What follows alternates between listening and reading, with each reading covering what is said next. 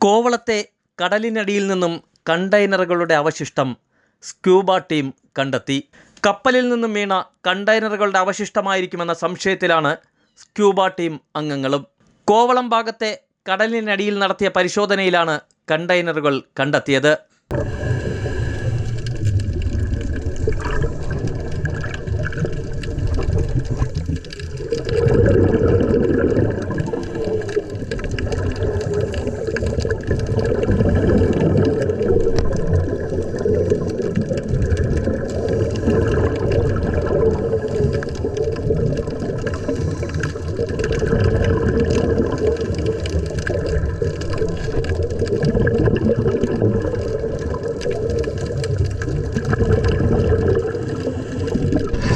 കോവളം അശോക ബീച്ചിനടുത്തുള്ള കടലിൽ പണിയെടുക്കുന്ന ചിപ്പിത്തൊഴിലാളികൾ നൽകിയ സൂചനയെ തുടർന്നാണ് 2 ദിവസമായി നടത്തിയ പരിശോധനയിൽ കണ്ടെയ്നറുകൾ കണ്ടെത്തിയത്.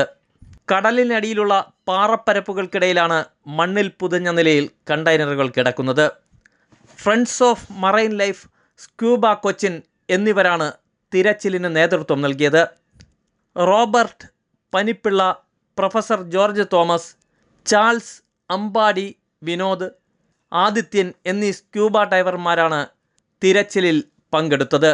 ഇപ്പോൾ കണ്ടെത്തിയ അവശിഷ്ടത്തിന് 3 മീറ്റർ നീളവും 2.5 മീറ്റർ വീതിയും ഏറ്റവും ഉയർന്ന ഭാഗത്തിന് 2 മീറ്റർ ഉയരവുമുണ്ട്.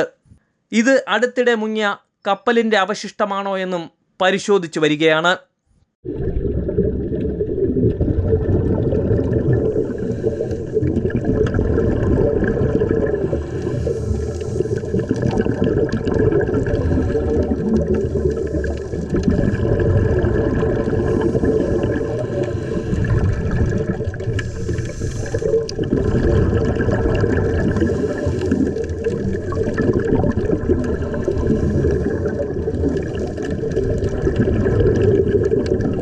കൂടുതൽ പരിശോധനയിലൂടെ മാത്രമേ എന്താണ് ഈ കണ്ടെയ്നറിൻ്റെ ഭാഗമെന്നും വെളിപ്പെടുത്താനാകൂ എന്നാണ് അധികൃതരും പറയുന്നത്.